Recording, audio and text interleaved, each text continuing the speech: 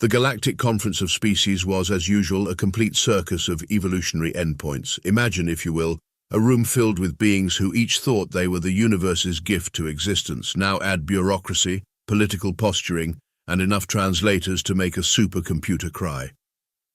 But today was different. Today the Ravagers were making their grand entrance.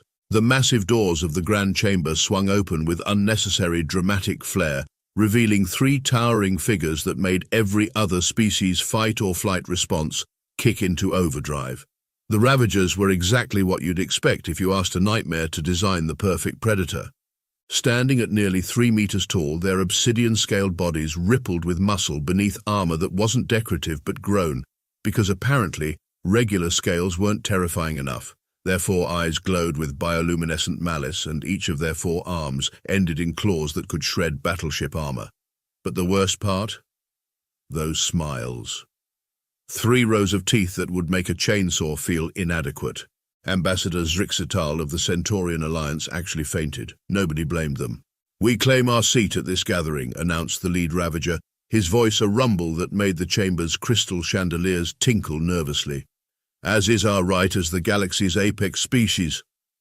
The various ambassadors, representatives, and delegates shuffled uncomfortably in their seats. Nobody wanted to be the one to tell these walking death machines that technically they needed to file paperwork first. The bureaucratic union of Rigel would have an aneurysm if proper protocols weren't followed, but they seemed suddenly very interested in their datapads. The Ravagers took their self-assigned seats, which happened to be right in the center of the chamber. Several smaller species immediately requested seat reassignments to the furthest possible positions. "Now then," the lead Ravager continued, clearly enjoying the terror he was spreading, "we shall discuss the matter of our hunting territories. We require space." That's when the chamber's doors opened again. "Sorry we're late. Traffic was absolute murder in the Orion Arm. You would not believe how many solar storms we had to navigate around." The entire assembly turned to stare at the new arrivals. There were 3 of them, dressed in what appeared to be, and this caused several species to adjust their visual sensors' casual business attire. Humans walking in like they were heading to a moderately important corporate meeting, rather than a gathering of the galaxy's most powerful species. The lead human, a man whose name tag simply read Bob, causing several universal translators to hiccup, was actually unwrapping some kind of food item as he walked in. "Is that a cheese sandwich?" his colleague asked, seeming far more interested in the food than the deadly predators currently taking up the room's center stage. "Yeah, want half? The replicators on our ship are still calibrating Earth recipes. This is the first decent one I've had in weeks." The Ravagers, for the first time in recorded history, looked confused. Their fearsome reputation typically preceded them by several star systems, yet these soft-skinned bipeds were discussing processed dairy products as if they weren't in the presence of the galaxy's most lethal species. "You dare interrupt," the lead Ravager began, rising to his full height. "Oh, hey, the Ravagers made it," Bob said cheerfully, taking another bite of his sandwich. "We were hoping to catch you guys. Listen, we've got this fantastic idea for a cultural exchange program. Tell me, how do you feel about barbecue?" The silence that followed was so profound that several species evolved the ability to hear it. The 3rd human, still standing by the door, pulled out what appeared to be a scheduling device. "We're thinking Thursday? Our embassy just got this amazing grill shipped in from Texas. You haven't lived until you've tried slow-smoked brisket." The Ravagers' 4 eyes blinked in unison, their fearsome appearance momentarily undermined by sheer bewilderment. These humans weren't following the script. They were supposed to cower, or at least show a minimal amount of survival instinct. Instead, Bob was brushing sandwich crumbs off his tie and asking if anyone knew where to find decent coffee in this sector of space. The rest of the galactic delegation watched this exchange with a mixture of horror and fascination, like witnessing a small puppy try to befriend a supernova. Several species began discreetly placing bets on how long the humans would survive. Little did they know this was just the beginning of a very interesting diplomatic relationship. The lead Ravager, who introduced himself as High Commander Vexatal, decided it was time to put these upstart humans in their place. Rising to his full height, he activated his species' natural bioluminescent threat display, causing patterns of deadly warning colors to ripple across his scales. "You address the apex predators of the galaxy with such casualness." His voice dropped to a menacing growl that had caused countless species to experience spontaneous bladder failure. Bob looked up from his phone, where he appeared to be playing some sort of game involving colorful candy. "Oh, sorry about that. Where are my manners? Would you like the other half of this sandwich? It's provolone." The other delegates gasped. Offering food to a Ravager was either a deadly insult or a sign of suicidal tendencies. Possibly both. Vexithal's massive claws extended with a sound like unsheathing swords. "Perhaps you don't understand your position, tiny prey species. We have hunted beings twice your size for sport." "Only twice?" asked Bob's colleague, genuinely curious. "That's neat. Hey Bob, remember that time your grandmother went moose hunting? How big was that one again?" "Oh man, Grandma Betty's legendary moose. That thing was huge. She tracked it for 3 days in the Alaskan wilderness, had to drag it out herself too, wouldn't let anyone help, said it would spoil the experience." Bob chuckled, completely ignoring the increasingly agitated Ravager looming over him. Vexithal slammed all 4 hands onto the conference table, leaving deep claw marks in the supposedly indestructible material. Several smaller species dove under their seats. "You mock us," he snarled, his breath hot enough to fog the human's glasses. The third human finally looked up from their scheduler. "Mock you? No way, we're genuinely impressed. Hey, speaking of hunting, we should show you our historical documents about the time humans hunted mammoths to extinction. You know, for fun. We've got some great cave paintings." This caused the Ravagers to pause. Their universal translators must be malfunctioning. Did these soft-clothed creatures just casually mention hunting massive beasts to extinction for entertainment? "Bob," called out the scheduler-wielding human, "didn't you do that presentation at the Xenobiological Conference about human persistence hunting? The one with the clips from nature documentaries?" "Oh yeah, actually I've got it right here on my tablet. Want to see? It's pretty cool how we used to just chase things until they died of exhaustion. Really efficient if you've got the time." The Ravagers' threat displays flickered uncertainly. Their entire diplomatic strategy was based on intimidation, yet these humans were treating them like mild curiosities at best. Vexithal tried one more time. "We have decimated entire species." "Only entire species?" Bob raised an eyebrow while finishing his sandwich. "That's cute. We accidentally decimated species we weren't even trying to hunt. Did you know we nearly wiped out whales just to light some lamps? Dark times, really. We feel pretty bad about that now, very big on conservation these days." The other delegates watched in fascinated horror as the mighty Ravagers experienced something entirely new: confusion. "Your soft flesh would tear easily in our claws," hissed one of Vexithal's subordinates. "Probably," agreed Bob cheerfully. "We're pretty squishy. That's why we invented these neat things called guns.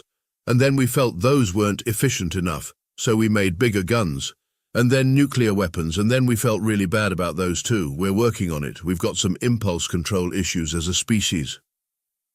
"Which reminds me," added the human with the scheduler, "we really should finalize this dinner plan. We're thinking of serving something called ghost peppers as an appetizer. You know, start things off with a bang." The Ravagers huddled together, speaking in rapid, hushed tones.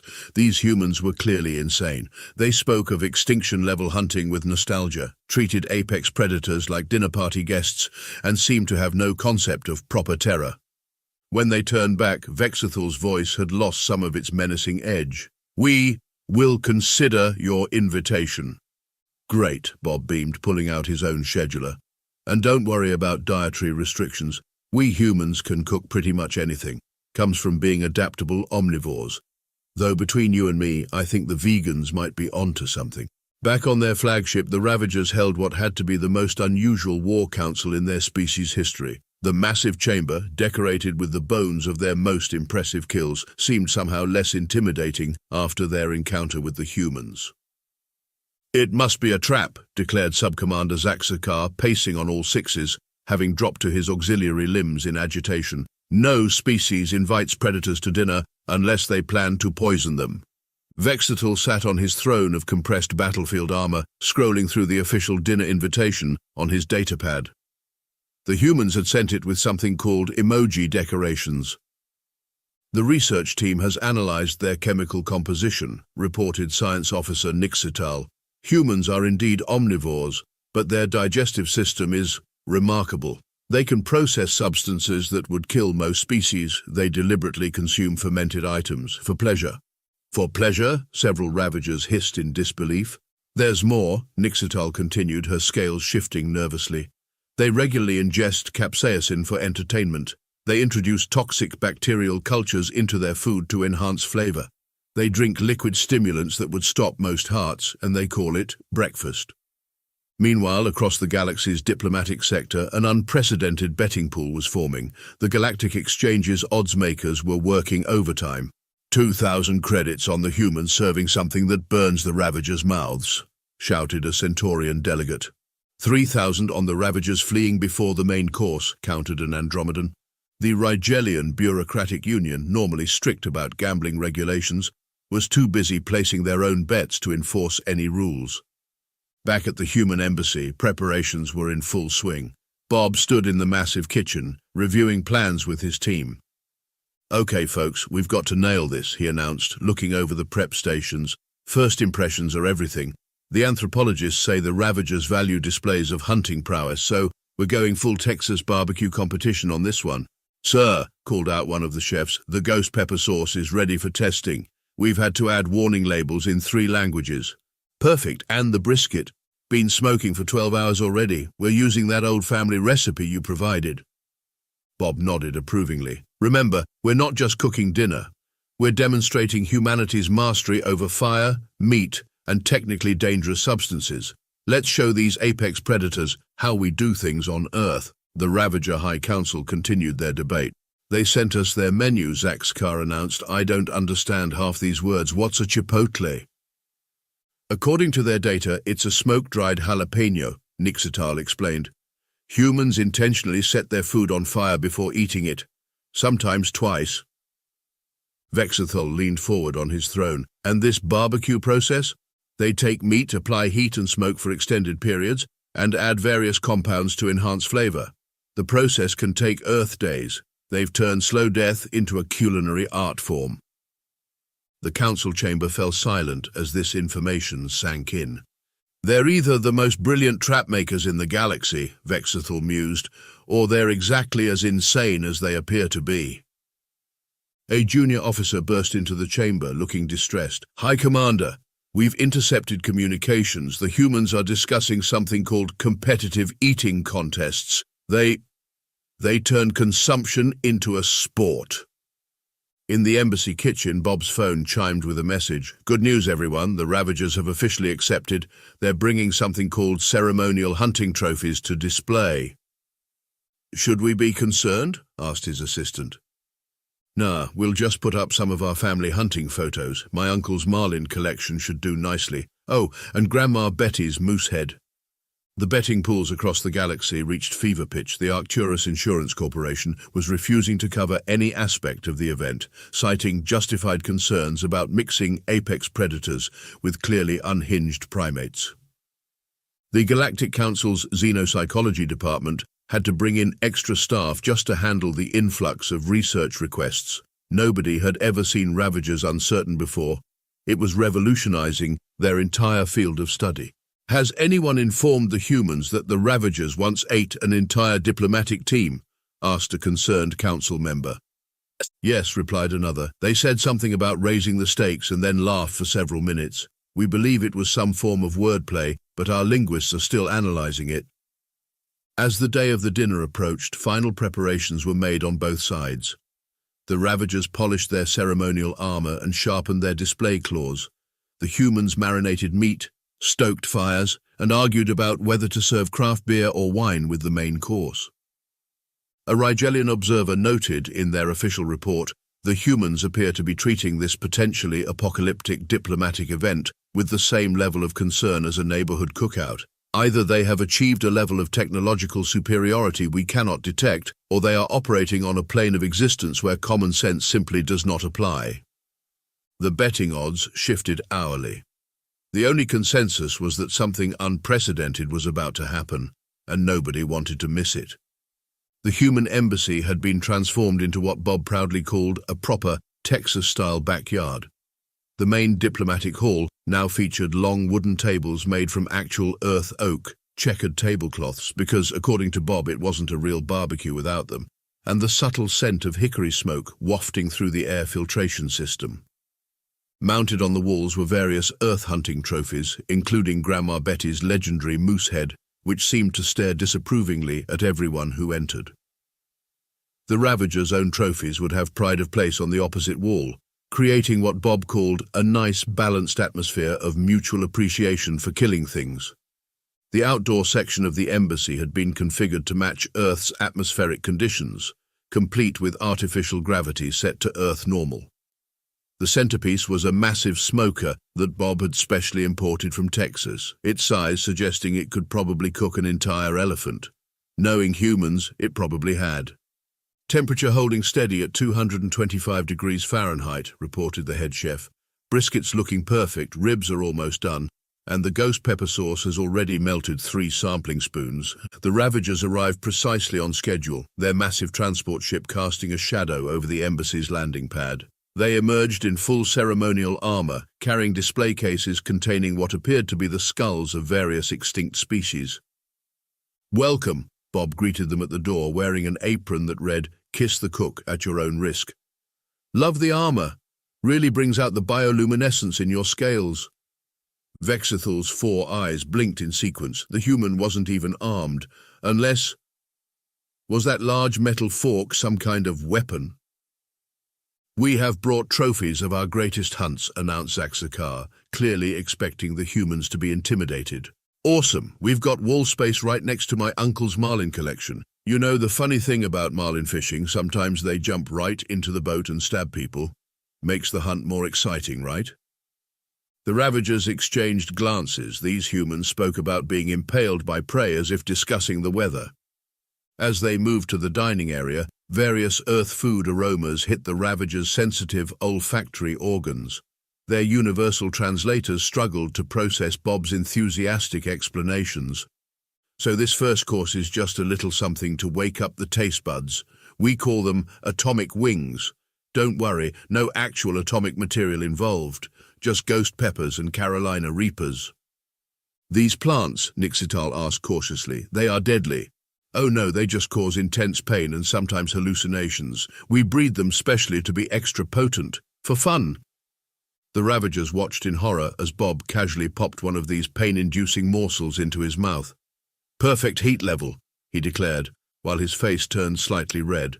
The first course was served. The Ravagers, driven by pride and an unwillingness to show weakness, followed their host's example. Several seconds later, Vexithal's bioluminescent displays went into overdrive. "Water makes it worse," Bob advised cheerfully, passing them glasses of something called milk. "Trust me on this one." As the evening progressed, the humans revealed more shocking aspects of their dietary habits. They explained how they discovered cheese. "We found out you could take milk, let it go bad in exactly the right way, and eat it." Their love of coffee, bean juice that makes you faster, yes please. And the concept of competitive eating. The record for hot dogs is 76 in 10 minutes. "But the real pride and joy," Bob announced as the main course arrived, "is this brisket, smoked for 16 hours at low temperature. We basically took one of the toughest parts of the cow and showed it who's boss through sheer patience." The Ravagers, still recovering from the atomic wings, watched as slices of perfectly smoked meat were placed before them. The humans had turned slow cooking into psychological warfare against food. "You torture your food before eating it?" asked Zaxakar, both horrified and impressed. "Torture? Nah, we prefer to call it tenderizing with extreme prejudice. Wait till you hear about what we do to lobsters." As the Ravagers cautiously sampled the brisket, their expressions shifted from suspicion to surprise to something approaching respect. The meat was perfectly cooked, seasoned with a complex blend of spices that their sensors couldn't fully analyze. "This is how we usually prefer our meat," Bob explained, slicing into his portion. "Though some humans like it rare, you know, still pink in the middle. And there's this one dish called steak tartare, where we just don't cook it at all. Raw meat, raw egg, bit of seasoning, delicious." "Raw?" Several Ravagers dropped their utensils. "Oh yeah, we can eat lots of things raw, fish, meat, eggs, as long as it's fresh. Well, except for some fish, sometimes we let that ferment first. There's this thing called surströmming." Vexithal held up a hand. "You intentionally ferment fish before consumption?" "Sure, along with vegetables, dairy, beans, pretty much anything, really. If it exists, someone somewhere has probably fermented it and turned it into a delicacy." Bob took a sip of his beer, another fermented beverage, as he'd cheerfully explained earlier. The Ravagers were beginning to understand why the humans had seemed so unafraid during their first meeting. Any species that deliberately cultivated pain-inducing plants for snacking, aged their food until it chemically transformed, and showed such dedication to the art of slow-cooking meat wasn't to be trifled with. "You know what would go great with this brisket?" Bob asked, reaching for a bottle. "Hot sauce. I brought my own blend. It's got 7 different types of peppers and a hint of garlic. Had to sign a waiver to get it through customs." As the dinner progressed into what Bob called the digestive contemplation phase, he pulled out a datapad to show their guests some Earth history. The Ravagers, now significantly more relaxed thanks to several bottles of aged whiskey, which they'd initially suspected was some form of weapons-grade fuel, leaned in with interest. "So here's the thing about humans," Bob began, pulling up some images. "We didn't start at the top of the food chain. We had to work our way up through sheer stubbornness and creativity." "You mean your weapons?" asked Zaxakar, who was starting to develop a taste for bourbon. "Nah, well before that. See this?" Bob showed them a recreation of early humans pursuing a mammoth. "We used to hunt things way bigger than us through persistence hunting. Just followed them until they got tired. Imagine being that mammoth. Every time you think you've lost the weird naked apes, they show up again, just casually jogging along." "You tracked prey by exhausting them?" Vexathal seemed both disturbed and fascinated. "Yep, we're basically the horror movie monster of the animal kingdom. Slow but unstoppable. Can't outrun us in the long term. We'll just keep coming."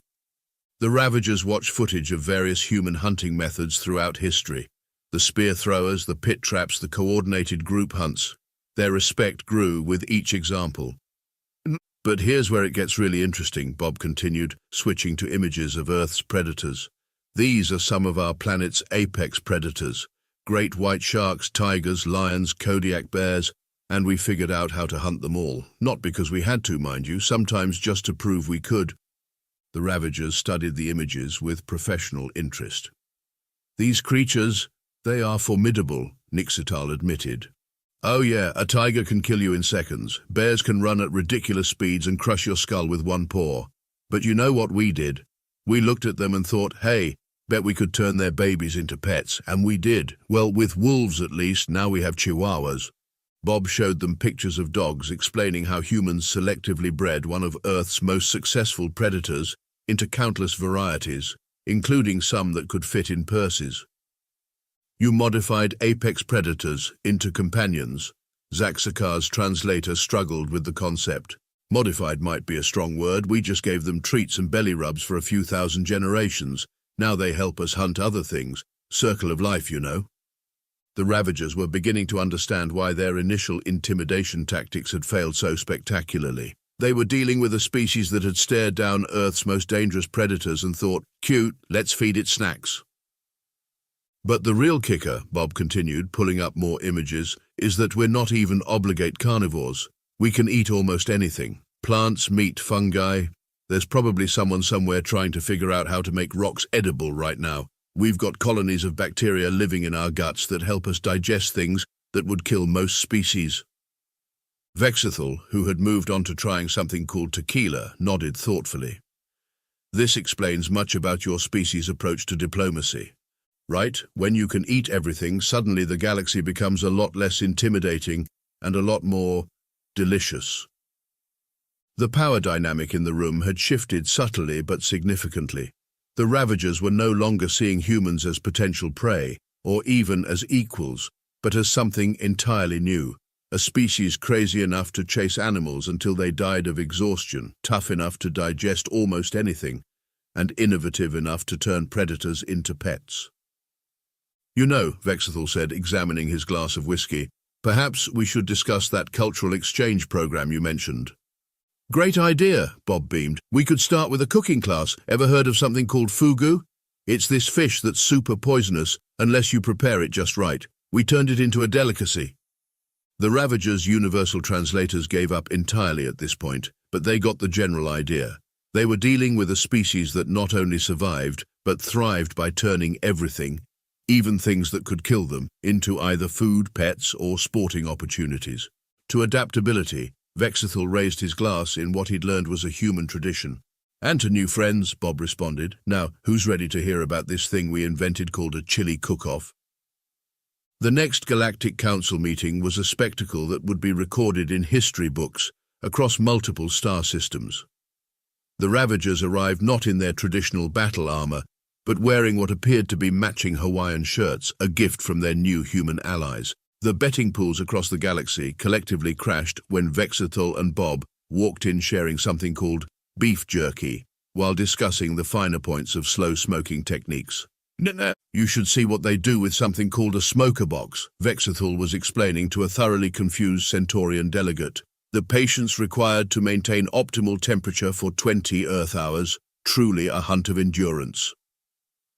The Ravagerian Bureaucratic Union had to create an entirely new classification system just to categorize the alliance documents between humans and Ravagers. Nobody had ever seen a peace treaty that included recipe exchanges as mandatory articles. Let me get this straight, the council head spoke carefully. You're proposing joint hunting expeditions? With a culinary focus, Bob clarified. The Ravagers have some amazing techniques for tracking prey across asteroid fields, and we've got some fantastic marinades that would work great with space game.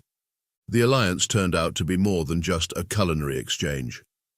The Ravagers brought their extensive knowledge of tracking and hunting, while humans shared their expertise in turning literally anything into either food or entertainment, preferably both. News spread across the galaxy about the first joint human-Ravager barbecue competition.